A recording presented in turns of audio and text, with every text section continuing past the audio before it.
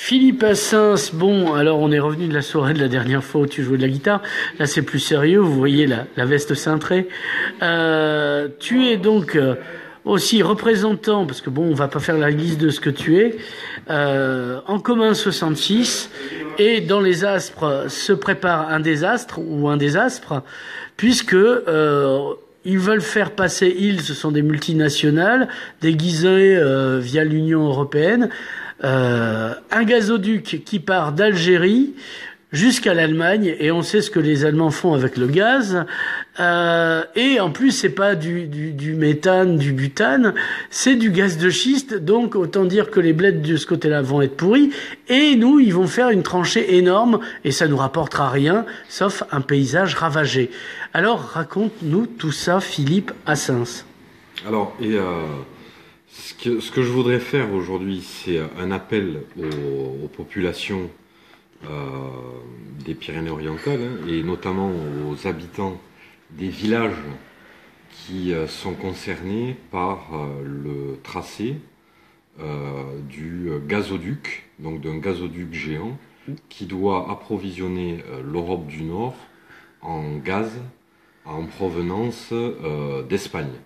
Or, on sait très bien que l'Espagne ne produit pas de gaz. Donc en fait, c'est un projet qui est destiné à amener en Europe à moindre coût du gaz liquide issu essentiellement de la technique du gaz de schiste en provenance du Maghreb, donc Algérie, Maroc, de l'Iran, du Qatar et des États-Unis par bateau. C'est selon la technique de la fracturation hydraulique, qui est interdite en France. Pour l'extraction. Voilà. Alors, de quoi il s'agit? Il s'agit en fait d'un tuyau de 1 mètre de diamètre qui va être enterré à 2 mètres de profondeur.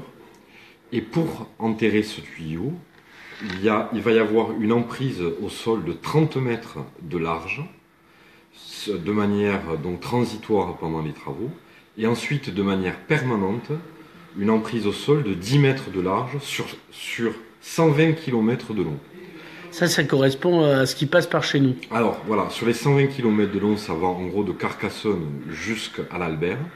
Et donc, cet ouvrage de 120 km de long va traverser des habitats qui sont de haute valeur, à savoir la Suberré des Alberts, et les Alberts en général, la plaine du Roussillon, le maquis de Forçat-Réal et les garrigues des Corbières. Donc c'est-à-dire qu'il passe, comme tu l'as dit tout à l'heure, par l'Albert, l'Aspre, il va sur Forçat-Réal et il remonte la vallée de la Glie. Forçat-Réal, c'est un lieu protégé, non, dans les épisodes précédents? Que ce soit l'Albert qui est un lieu protégé. Alors, sur tout l'ensemble du tracé, il existe des dispositifs de protection. Or là, on est en face d'un projet d'initiative communautaire qui est menée par des multinationales qui, en fait, spéculent sur la valeur des ressources naturelles, là en l'occurrence le gaz, et qui se moquent complètement des institutions, que ce soit des institutions des États ou des règles républicaines. Donc on a le cas par exemple sur un projet analogue en Italie.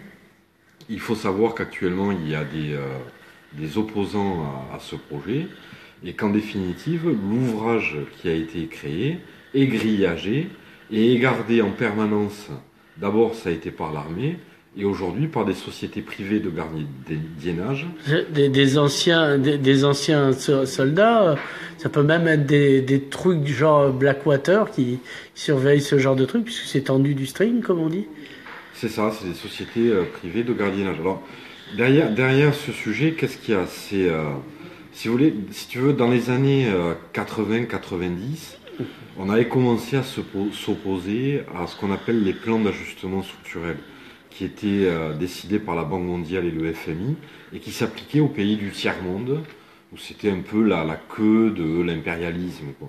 Bon, et on se disait, bon, ça arrivera jamais chez nous, au premier monde. Oui, parce qu'on n'est pas noir. Voilà, bon. Et en définitive, qu'est-ce qui s'est passé avec ce qu'on a appelé la politique d'austérité, bon, ce qui a commencé en Grèce, mais qui aujourd'hui frappe l'ensemble des pays européens, c'est que nous-mêmes, au niveau européen, c'est-à-dire dans le premier monde et en France, nous sommes les nouvelles colonies. Nous sommes concernés par les plans d'ajustement structurel du FMI et de la Banque mondiale. Ce qui veut dire, c'est que le projet actuel de gazoduc, c'est ce qui a été fait en Afrique et en Amérique latine dans les années 90. C'est-à-dire qu'on met sous cloche des territoires, au mépris des peuples et au mépris des institutions et des gouvernements locaux, avec des multinationales qui sont dans un monde qui est le monde de Trump, dans lequel il n'y a pas de problème climatique, il n'y a pas de problème environnementaux. Oui, parce qu'en plus c'est du gaz, quoi. Donc c'est fossile et donc c'est pas bon pour le climat, là. Ah non, non, là on est sur un schéma, sur un investissement qui est pour 2050, puisque les travaux doivent être livrés en 2022. Et le coût, juste de la partie française, c'est 290 millions d'euros. Donc pour les 120 km. Et donc on est sur des investissements de long terme qui sont destinés à mettre des cliquets irréversibles sur la politique énergétique de l'Union européenne pour favoriser les énergies fossiles au détriment d'une transition énergétique qui permettrait d'amoindrir le changement climatique. Surtout sur un territoire comme le département des Pyrénées-Orientales, qui est durement frappé par le changement climatique. Alors qu'au niveau mondial, on estime que depuis les années 80, il y a eu une augmentation de la température de 1,1 degré. Il faut savoir qu'à l'échelle de la France, c'est 1,6 degré. Et que dans le département des Pyrénées-Orientales, depuis 1980, nous avons connu une augmentation de la température de plus 2,3 degrés déjà. Ce qui fait un changement qui est déjà à l'œuvre et que tout le monde observe et qui a des conséquences très importantes en termes économiques. Et ça ne va pas s'améliorer. Donc, au moment même où l'économie du territoire est sinistrée par le changement climatique et où on attendrait à avoir de la part de l'État, de l'Union européenne et de la région des politiques de transition qui ne soient pas simplement des énergies renouvelables, mais qui soient une requalification et une mobilisation des ressources endogènes pour faire du développement local, eh bien, au lieu de ça, on a un projet pharaonique qui est gouverné par des multinationales et qui est soutenu par l'État et par la région Occitanie. Parce qu'au début, c'était un projet qui était concurrent au projet français de Total, qui, eux, bossent dans la presqu'île de Yamal en Russie pour l'extraction de gaz et sa liquéfaction. Alors, il faut savoir que ce projet, à l'origine, qui date de 2011, qui s'appelait le MidCat. Et le MidCat, donc, qui prévoyait d'amener du gaz du Maghreb jusqu'en Europe du Nord, a été interrompu en 2014 sous l'effet de deux événements. Le premier, ça a été l'opposition en Catalogne, qui était menée par une plateforme du MidCat, dans lequel il y avait Carles Puigdemont, puisqu'il y avait les communes de Catalogne, dont la commune de Gérone. Donc ça, c'est la première chose. Donc une opposition structurée et efficace en Catalogne. Et la deuxième chose, c'est que la Commission de régulation de l'énergie en France a donné un avis négatif à ce projet en faisant une comparaison coût-avantage et en montrant que ce dossier n'était pas pertinent pour la politique énergétique française. Donc ce projet a été abandonné. Sauf qu'en 2015, grâce au lobby du gaz, parce que le gaz est le premier lobby au niveau européen, 100 millions d'euros par an qui sont distribués en bac chiche et en corruption des élus au niveau européen. Donc 100 millions d'euros, ils arrivent à imposer comme nouveau commissaire européen au climat de l'Union européenne en 2015 quelqu'un qui s'appelle Miguel Cañete, qui est quelqu'un qui est membre du Parti populaire de Rajoy. De Rajoy, oui. Rajoy, et qui est par ailleurs lié à l'entreprise Engas, qui est l'entreprise publique, parapublique espagnole, qui, elle, porte le projet de MidCat, qui aujourd'hui apparaît sous un nouveau nom, qui est le STEP. Donc, Miguel Cañete est nommé commissaire européen au climat, et dès qu'il arrive au niveau européen, il classe ce projet de STEP en 2004 comme un projet d'initiative commun. Oui, il y en a alors, que 3, faut voir. Qui s'impose aux États. Voilà. Qui s'impose aux États. Et alors, faut voir comment c'est présenté, que c'est bien pour tout le monde, c'est bio et c'est vert, quoi. Alors, donne le site où on peut le trouver, parce que le site est assez hallucinant aussi, le site internet. Alors, ce qu'il faut comprendre, c'est qu'il y a plusieurs sites sur la consultation publique. Donc, il y a le site du TIGF. Il y a aussi des discours qui sont en ligne de Miguel Cañete. Et alors, ce qui est surprenant, c'est que ce soit dans les discours ou que ce soit dans les dossiers d'enquête publique, ce que je viens de vous dire est écrit noir sur blanc. Mais par contre, au moment de la consultation publique, il raconte n'importe quoi, c'est-à-dire qu'ils disent que le gaz sera plutôt du nord au sud, ils disent que ce sera fait aussi pour enterrer la fibre optique, alors que le conseil départemental s'est engagé à livrer la fibre optique en 2020 et que ce chantier doit être livré en 2022.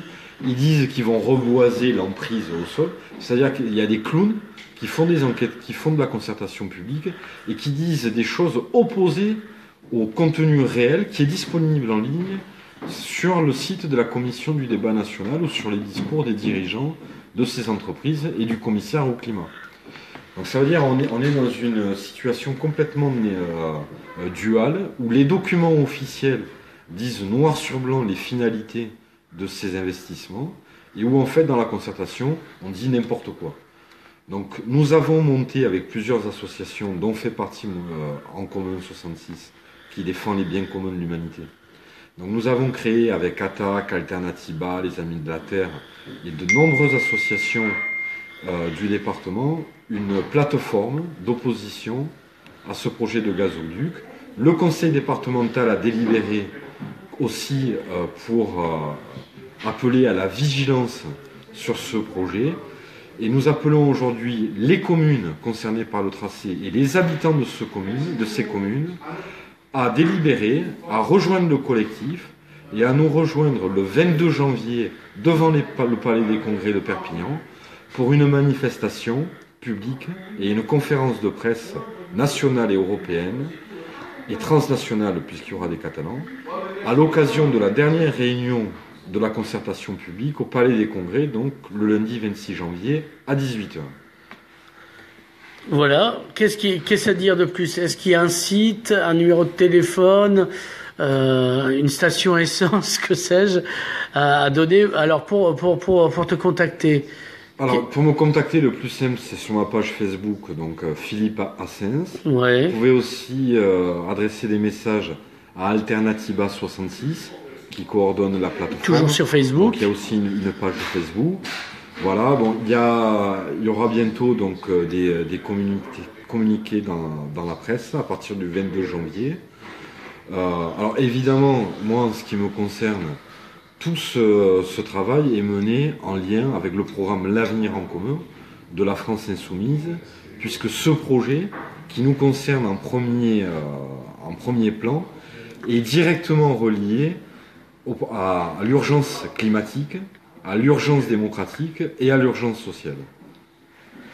Philippe Assens, merci.